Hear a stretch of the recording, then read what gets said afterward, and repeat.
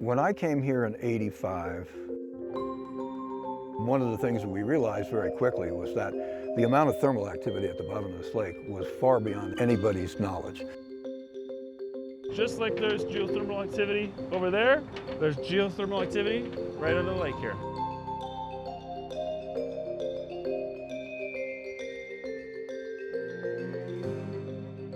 We're bubble hunting. We're looking for bubbles, right?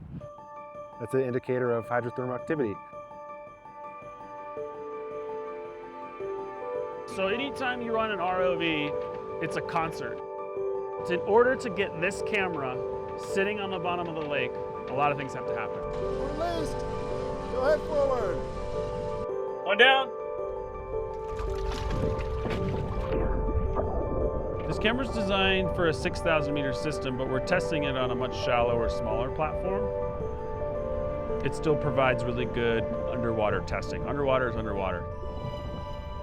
Cameras are in a housing, and you need full control of the lens system, but also the camera system.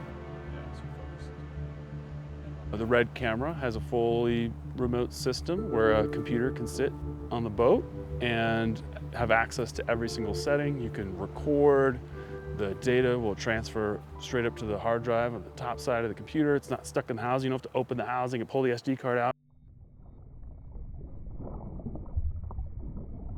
It's a really nice camera that you would commonly find on a Hollywood set.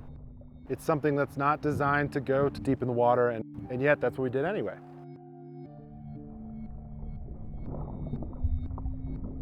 What we've been able to do is take the ROV and this camera down to the bottom of the lake, and what we've been doing is we're looking at the hydrothermal vents down there. So just like there's hydrothermal vents on the surface, there's hydrothermal vents at the bottom of the lake, and we're able to take our camera and videotape that like no one else has before. Rather than start and think that 4K is the ultimate, right? Let's go after something that's 4K, but it can also be bumped up to 6 or 8K, right? You can always step it back, right? But the point was that why invest all this time and money, right? Only to get to 4K. As soon as you blink your eyes, the 4K is going to become less and less of the flavor that people are looking for. So that's why we ended up with the red camera.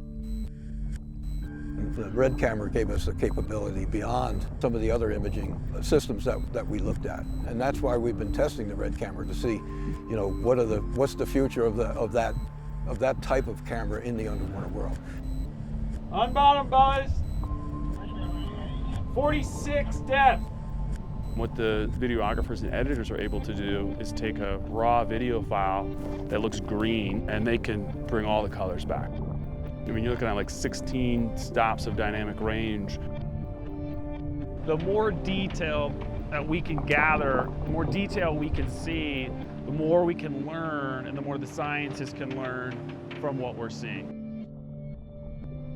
I think it's been awesome. I couldn't be happier with the end products we get from it.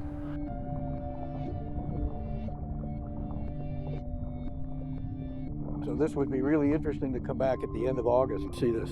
Right, the hydrostatic pressure will drop, and I bet you that these vents will be pushing out even more.